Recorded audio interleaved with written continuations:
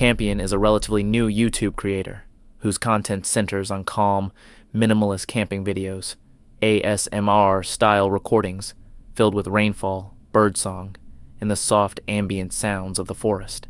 His channel focuses on simplicity and solitude. However, early in his journey, he experienced something far beyond what he anticipated, an incident that could have ended far worse than it did.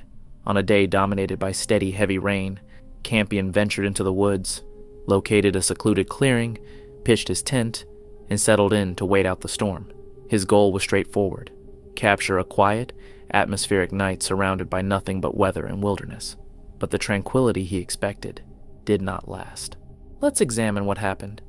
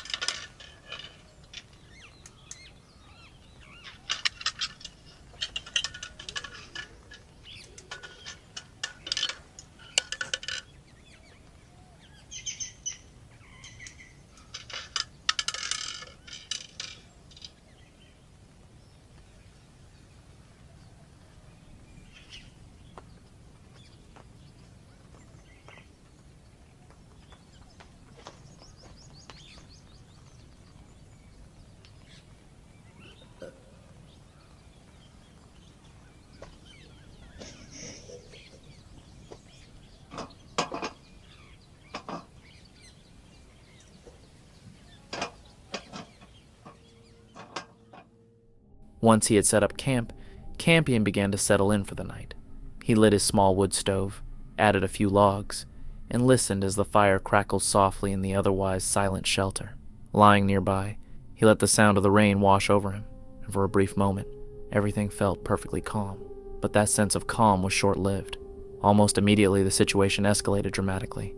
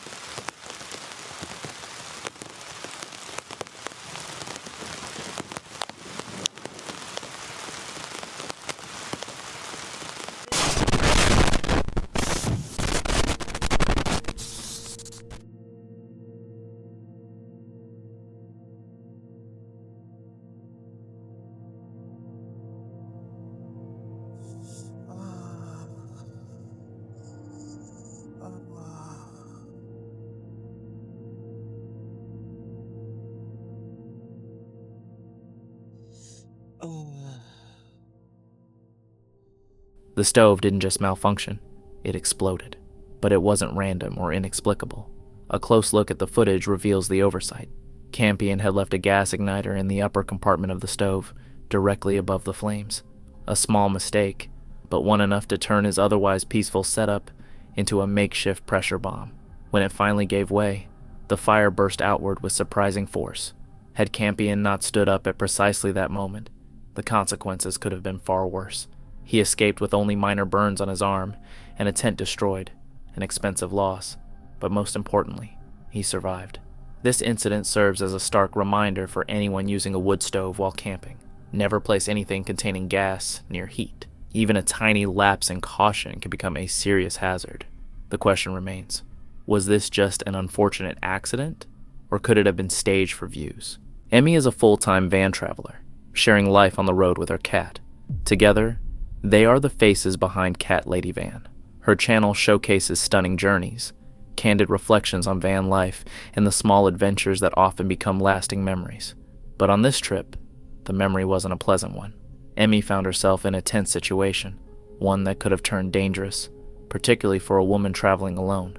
The video opens with Emmy driving, searching for a quiet spot to spend the night, a location she eventually manages to find. So I arrived probably an hour ago now. The air has been on, it's windy, cold. Like, no way that I'm going outside. No way. So yeah, I win, I like rainfall, all the things in one. So I think Kitty's got the best way to spend the day. You mean, Kitty? I think that's a good way to spend the day. Oh yeah.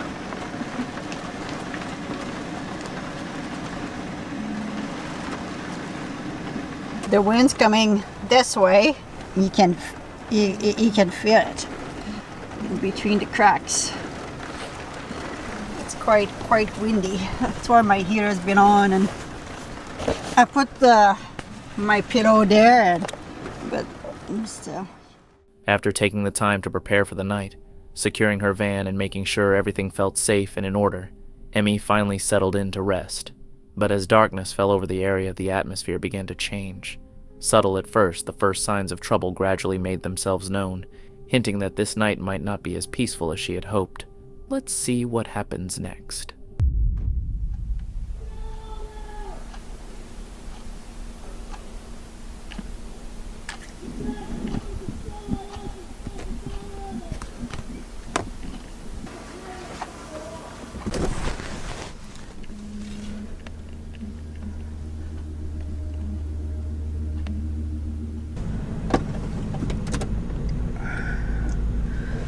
Alright guys,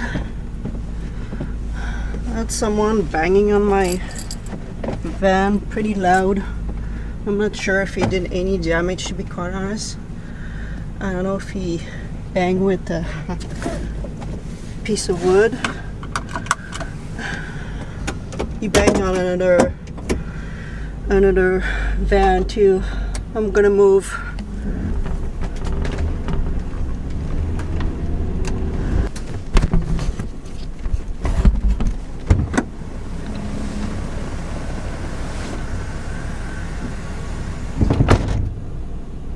So just to explain a little bit the situation, so a man who was just walking the street banged on my van, and the van behind me was a camper van, and we ended up following each other for a little bit just down the road. I went outside to make sure that the person was alright, nothing was damaged on their van, and it ended up to be one of my subscribers. So it was great. We just chat a little bit, and we decided to following each other to another location.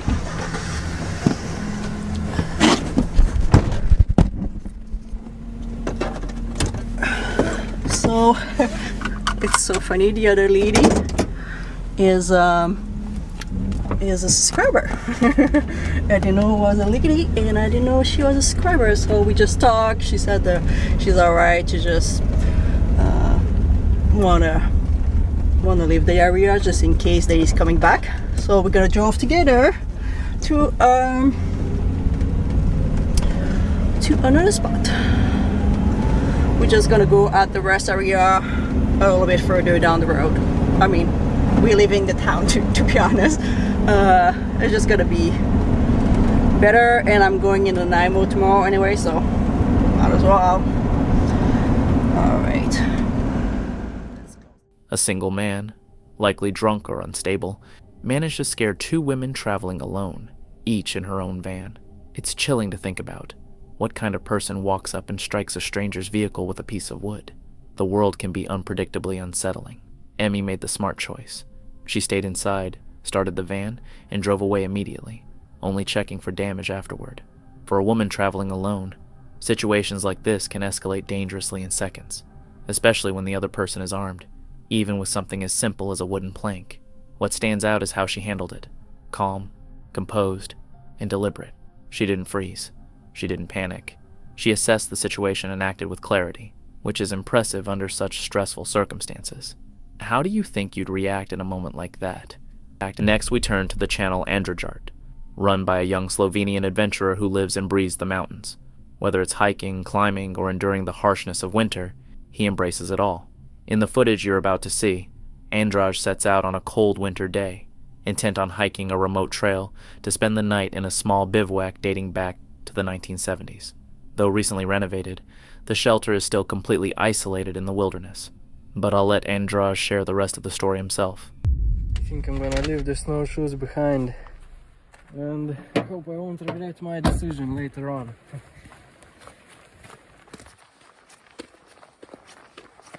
I'm starting my hike here in the Trinta Valley, and I'm headed to a super nice renovated bivouac up in the mountains.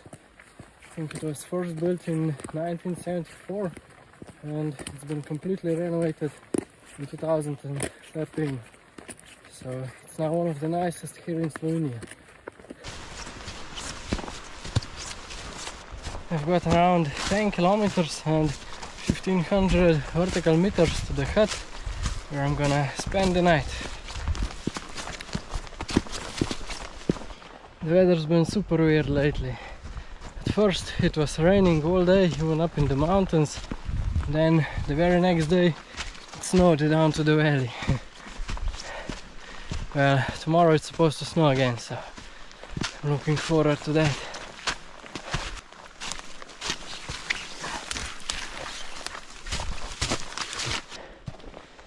Some deer footprints. As you've seen, Androj chose to leave his heavy snow boots behind. The forecast predicted snowfall starting the next day, so he set out with confidence and a touch of optimistic trust that he would reach the small mountain shelter without issue. And really, most of us would think the same. The trail appears manageable. The sky doesn't look threatening. What could possibly go wrong? But nature doesn't follow our plans. What happens next proves to Androj, and anyone watching, that sometimes fate doesn't simply step aside, it steps squarely against you. It's always a good idea to remember some landmarks in case the visibility gets real low or your tracks wipe out. This might be the only thing that's gonna help you get off the mountain.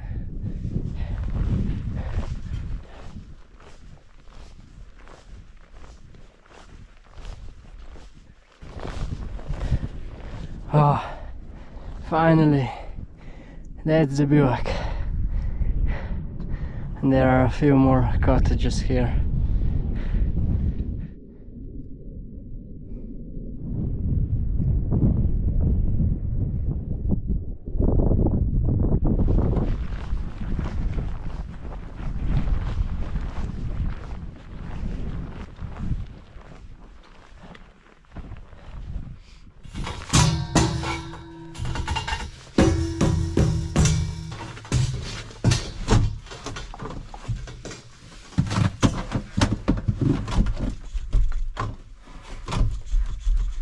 No way it's locked. No f***ing way. And maybe the key is in here. Nope. Well, guess I have to go back down. I did not expect that at all.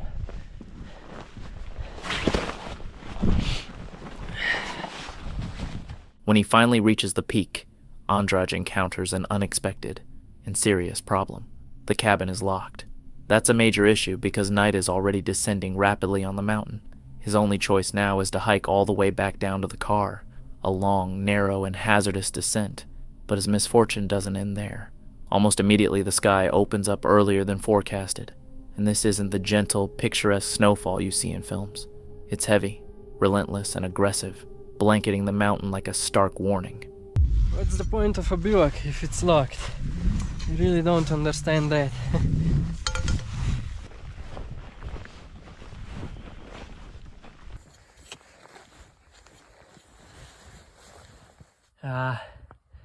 Looks like the snowstorm came early.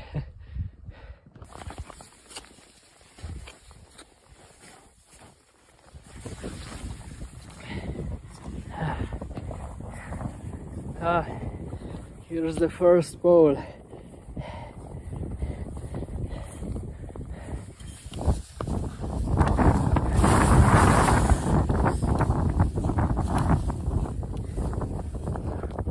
Oh man, look at that. Woo! And here's the second pole.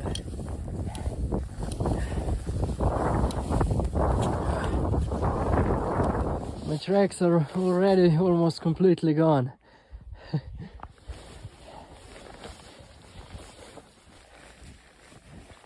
That just shows how quickly can things turn around in the mountains. That's why it's important to always be prepared for anything. With this snow falling, it's actually kind of romantic. Oh, I really wish I brought my sleeping pad, because then I could have just dug out a hole in the snow and slept there. Well, lesson learned. My headlamp is just about to die. But as always, I've got another one.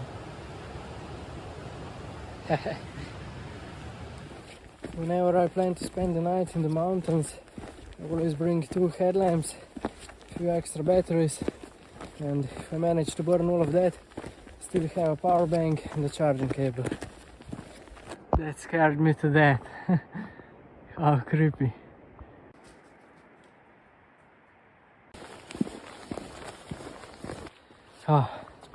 Back in civilization.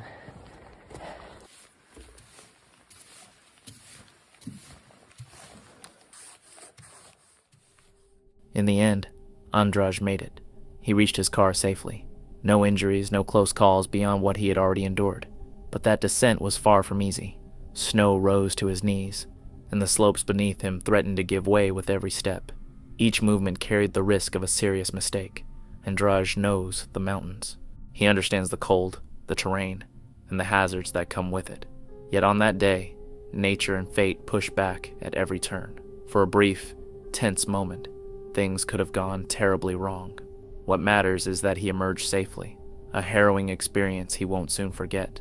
This footage was posted to the YouTube channel, Moto Owen, in July 2023. In the video, a rider named Owen heads deep into a thick, remote forest, far from any main roads, accompanied only by his dirt bike and a camera.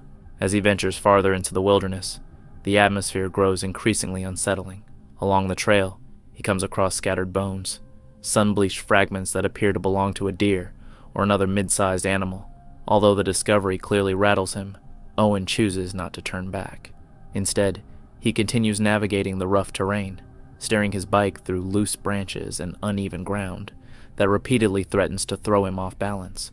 Despite the difficult conditions, he presses on until he reaches a section of trail completely obstructed by several large fallen trees, creating a natural barrier that blocks his only route forward. He shuts off the engine, dismounts, and begins attempting to clear a way through the jumble of trunks and limbs. For a short while, it's just him working in near total silence, the stillness of the forest surrounding him as the camera continues recording. Then, without warning, the calm is broken by loud, unexplained noises reverberating from somewhere within the trees.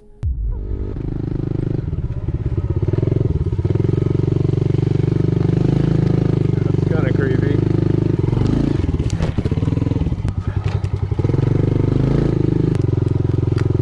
Go this way.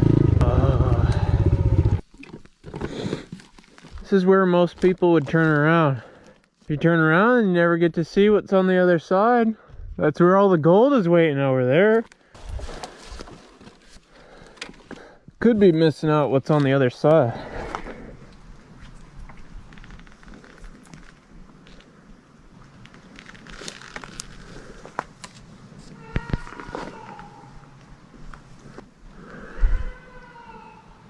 Hello?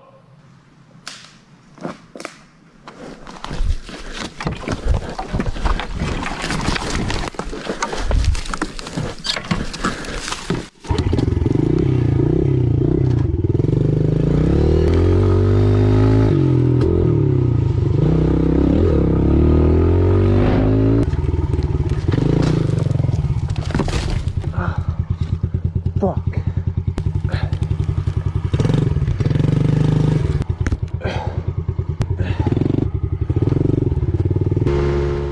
It was impossible to pinpoint the exact source of the noise, as nothing was ever clearly seen or captured on camera. Still, the harsh, distorted sound was enough to convince Owen it was time to leave. Visibly rattled, he shifted his focus to getting out of the forest as quickly and safely as possible. The only hints about what might have caused it were environmental: the sudden hush of insects and birds, followed by a single abrupt burst of movement and vocalization somewhere deeper in the trees. In a typical woodland setting, that kind of silence often signals the presence of a predator, perhaps a large carnivore moving through the area, or wildlife reacting to an immediate threat. Realistically, the noise was probably natural. It could have been a deer, a mountain lion, or even the sound of trees shifting and branches snapping along a concealed slope. With no visual confirmation, there was no way to determine what truly made it. Yet as Owen rode away that day, the sound lingered in his mind, replaying inside his helmet long after the engine noise faded. Over the next few days, however, his fear gave way to curiosity and a measure of stubborn resolve. He decided to return. Heading back to the same trail, he started filming from the outset, determined to retrace his path and find out whether the forest was really concealing something after all. God, there's even more bones than last time. Looks like we've already passed it a while ago, but that tree is gone. Oh! It's just dark as hell in here. I'm probably gonna turn around soon. Oh, there's two ways. Holy crap, dude, this trail goes on forever.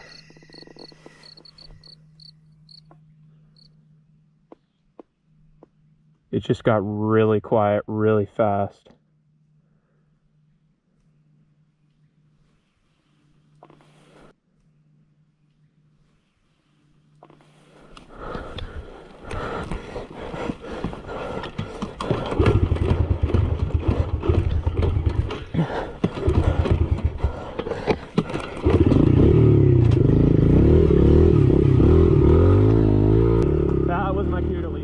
As Owen exits the forest for the second time, it feels like the incident should conclude there.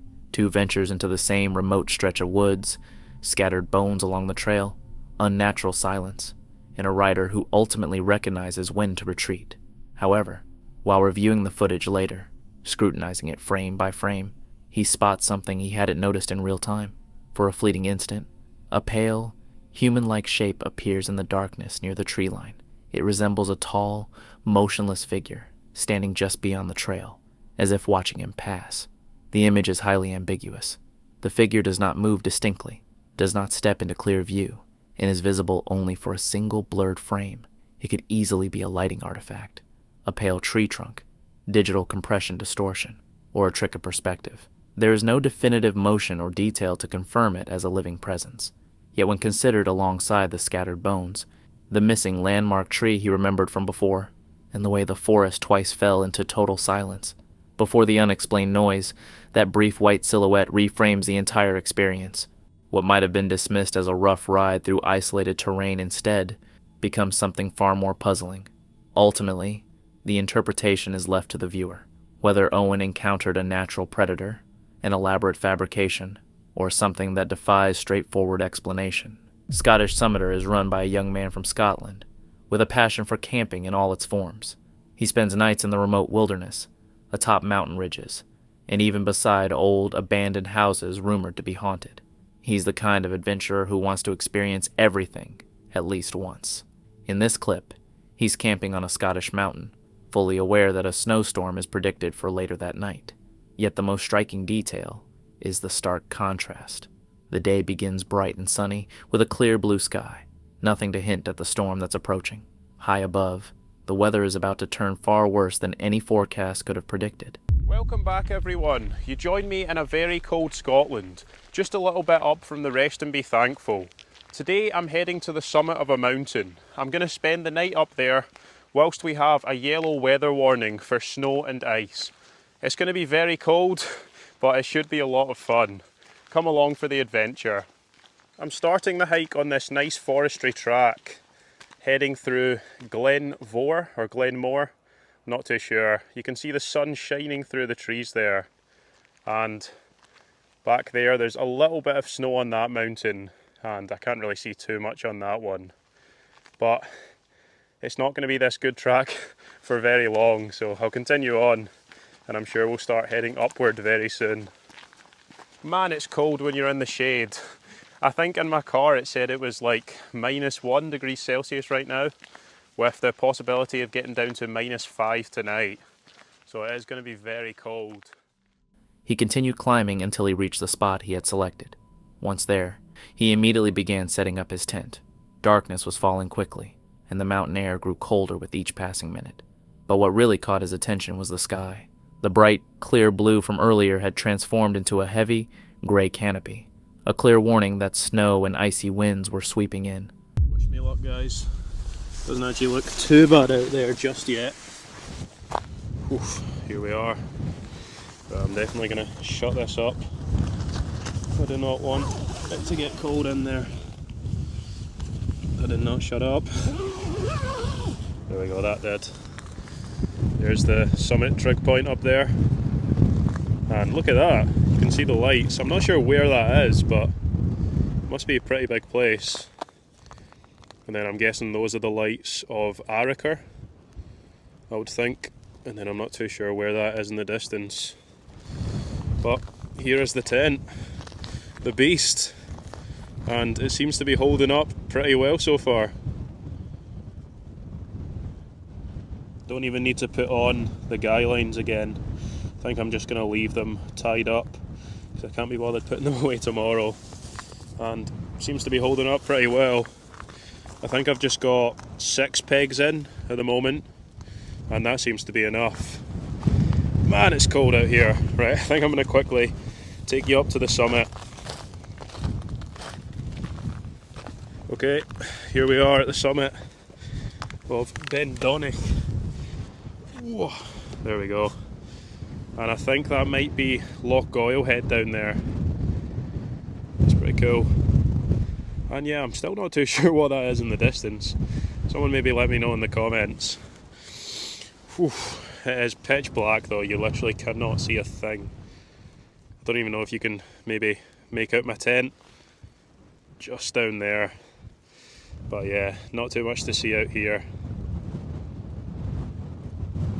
There's no sign of this snowstorm as of yet, but I'm pretty sure it will come. We've got a yellow weather warning for heavy snow and ice all throughout the night, which should be pretty interesting. But for now, I think I'm just going to chill out and probably get an early night.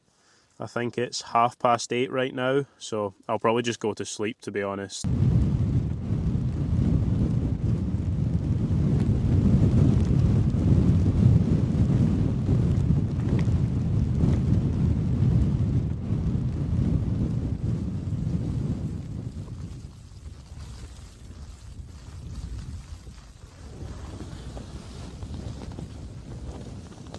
Well, that snowstorm has definitely arrived.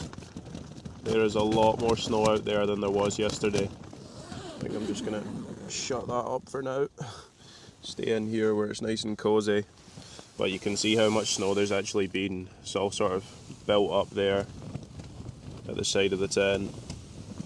It has been snowing quite a lot, but luckily... Oh. I know this wasn't the most dramatic moment, at least not in the way you might expect, but it could have gone far worse. Other YouTubers caught in similar conditions haven't been so lucky. A yellow snowstorm warning is serious, especially on an exposed mountain peak, where the wind can tear a tent from the ground in seconds. Had the snowfall been heavier, descending safely the following day might not have been possible at all. This video serves as a reminder, a moment of awareness. Sometimes the risk just isn't worth it. Weather can shift from calm to dangerous in an instant, and as we've seen on this channel repeatedly, the wilderness can change faster than you ever anticipate. This footage was uploaded to the YouTube channel, Indie Vanna Jones, in October 2022. In the video, a British creator named Richard embarks on a solo van camping trip near Great Yarmouth, England. After finishing work, he sets off immediately, beginning the roughly 4-hour drive from the northwest down to the coast. The plan is straightforward: park overnight at one of his pre-selected locations, spend the following day at the zoo with his son, and then drive back home that evening. As he nears his usual stopping point, however, he discovers that all the nearby campsites are fully booked. With no official pitches available, he decides to attempt stealth camping around Great Yarmouth. He has 3 potential alternatives in mind: a preferred first option, a backup location, and a last resort spot along the seafront that he is particularly reluctant to use. When he arrives at his first choice, a car park he has used before, he finds it crowded with modified cars and groups of people lingering nearby. The environment would draw far too much attention to a small van trying to remain unnoticed overnight. Recognizing the risk, he immediately abandons that plan and redirects to his backup location. He begins driving toward it, but the journey quickly becomes complicated. Extensive roadworks and diversions interrupt his route, repeatedly forcing him off the main highway and onto unfamiliar side roads, turning what should have been a simple adjustment into a growing logistical problem. And there's a couple of spots that I've staff camped down there before, on the way down there sort of thing. So when I get down to the Norfolk, I've got one spot if that's a bit near. I think people have just forgotten how to drive in the rain. We have had such a dry summer, people just decide, oh no, I'm still going to do 100 mile an hour and cut people up right in the middle of the road. A few choice words were said on that occasion. Nipped to the shop, stocked up on some essential snacks because this is going to be a long journey. It's a 5-hour journey from the northwest of England all the way across the country to Norfolk coast. It's going to be so worth it when I get to see his cute little face. Hi Daddy! I can't wait. Well, halfway there, now it's only been an hour. You ever wondered what it's like to give me sugar and caffeine? My first spot was full of cars. Joys are doing it on a Friday night. All the little boy racers are out with their little groups. Right, off to the second spot. Uh-oh, we're coming up to roadwork signs. Keep seeing signs saying follow diversion, not sat-nav. I'm hoping the road's not actually closed. Just down here is my second spot, my second choice. Oh no, they're bringing us off the A11. Damn it! Oh well, I'm just gonna have to go down to my third choice. It's the one I didn't want to have to do, but hey, it's the third choice. I know it's going to be available when I get there. With the late night road closures and diversions complicating his route, reconnecting with the road to his second location became more trouble than it was worth. Frustrated and short on time, he abandoned that option as well. Now left without his 2 preferred spots, Richard reluctantly turned toward the final location on his list, a seafront parking area in Great Yarmouth he had hoped to avoid altogether. He described it as a typical English seaside front that can feel rough after dark, precisely the kind of environment he hadn't wanted to rely on. Still, he needed somewhere to park for the night before the zoo trip with his son, a day he had been looking forward to. When he arrived, he immediately noticed that there had been a power outage. The promenade was largely unlit, and in the distance he could see at least one other van or camper parked nearby. The absence of streetlights and the heavy darkness amplified the uneasy atmosphere, making the area feel even more unsettling. Recognizing the vulnerability of the situation, he switched into full stealth mode. He covered the van's windows to prevent anyone from seeing inside, dimmed the interior lights so the vehicle wouldn't glow outward, and kept as low a profile as possible. After updating the camera and saying goodnight, he settled in, hoping to get some much-needed rest, but in the deep silence of the powerless seafront, he was abruptly jolted awake by the unmistakable sound of someone moving around outside his camper van. I've just pulled up and I've got a light on this, that's why how you can see me, it's a red light, but it's a power cut, just like it's pitch black. You've got a camper van down there, but it's absolutely pitch black. There's the van, I've got the lights on there, but it's quite eerie actually. There's my little paradise for tonight. I'm all blocked off at the front there. I can't have too much light on because I don't want people to see outside. Full double bed that I'm sat on here. There's the back doors. I've got my shelf there. I've got my drawer on charge, so that's why that's there. And I'll see you in the morning. Good night. I think they're trying the doors. I don't know why I'm telling you to shush. Try locking it again and... Oh. I think that's what it is. I can hear the van going, yeah. Alright, I think they're gone. Let's go and have a look, shall we? There's all that. I've just got the head torch on. Still a power... Yeah, look, see? Look, see? Nobody is around. Close that up. Alright. I want to get back into bed. I don't want anybody to know I'm here. That was scary. That was a bit spooked. It's the first time that's ever happened to me. Someone actually tried to steal fuel out the van while I was inside it. Right, but I'm all locked up. I'm not moving. I struggle trying to find a spot. I'm not moving just yet now. I'm going to see if I can get back to sleep. I'm dead shaky. Startled awake by the noise and by the van physically rocking, Richard lay still for a moment, trying to process what was happening. The disturbance was unmistakable. Shaken but determined to assess the situation, he got up, grabbed a light, and stepped outside to inspect the area around the vehicle.